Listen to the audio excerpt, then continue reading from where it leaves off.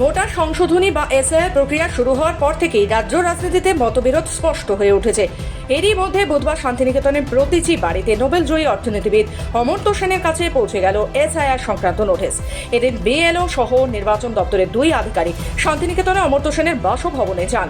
অমর্ত্য সেনের অনুপস্থিতিতে তার প্রতিনিধিদের হাতে নোটিশ তুলে দেন তারা। তবে এই বিষয়ে বিএলও ও নির্বাচন দপ্তরের আধিকারিকেরা প্রকাশ্যে কোনো মন্তব্য করতে চাননি। জানা গিয়েছে, অমর্ত্য সেনের মা অমৃতা সেনের জন্মসাল সংক্রান্ত তথ্যের অসঙ্গতির কারণে এই নোটিশ পাঠানো হয়েছে। আগামী 16 জানুয়ারি এই বিষয়ে নথি যাচাইয়ের জন্য বোলপুর শান্তিনিকেতনে ব্লক অফিসে আসার নির্দেশ দিয়েছে নির্বাচন কমিশন। তবে অমর্ত্য সেনকে সশরীরে উপস্থিত থাকতে হবে না, তার প্রতিনিধি গিয়েই প্রয়োজনীয় নথি জমা দিতে পারবেন বলে জানানো হয়েছে।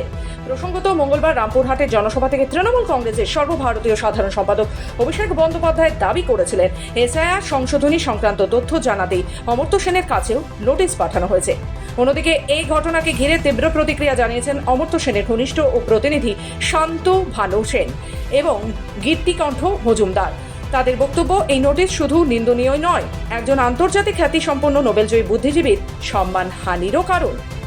নোটিশে ওনারা যেটা একটা ভুল আমাদের দিয়েছেন, সেটা বলছে যে অমর্ত্য সেনের মায়ের সঙ্গে ওর বয়সের ডিফারেন্ট 15 বছরের কম। কিন্তু বিষয়টা হলো, অমর্ত্য সেনের মায়ের বয়স জন্ম হচ্ছে 1914 সালের 19 মে। হ্যাঁ, সুতরাং অমর্ত্য সেনের যখন যখন জন্ম হয়, তখন অমর্ত্য সেনের মায়ের বয়সের সঙ্গে ডিফারেন্স ছিল 19 বছর 6 মাস। এবং 1932 সালে অমর্ত্য সেনের মায়ের বিয়ে হয়, তখন অমর্ত্য সেনের বাবার বয়স ছিল প্রায় 32 বছর। কিন্তু ওরা ভুলবশত সেটাকে বলছে 1914টাকে 1918 করে ওরা একটা নোটিশ পাঠিয়ে দিল। কত বড় অমানবিক ব্যাপার যে তার বয়সটাকে তাদের লিখতে ভুল, হ্যাঁ, সেটাকে একটা অমর্ত্য সেনের মতো লোক, সারা বিশ্ববন্দিত মানুষ, তাকে একটা নোটিশ পাঠিয়ে দিল।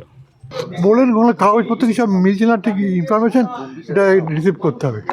আচ্ছা, বিষয়টা কীভাবে দেখছেন? কী বলবো, এটাকে হ্যারাস করা হচ্ছে। একটা বয়স্ক লোক সবাই চিনে, বলছে এখানকার নাগরিক নয়, এসব কী বলছি উল্টোপাল্টা। কী বলবো এখন, এটা তো খুব মানে অবাক হয়ে যাচ্ছে।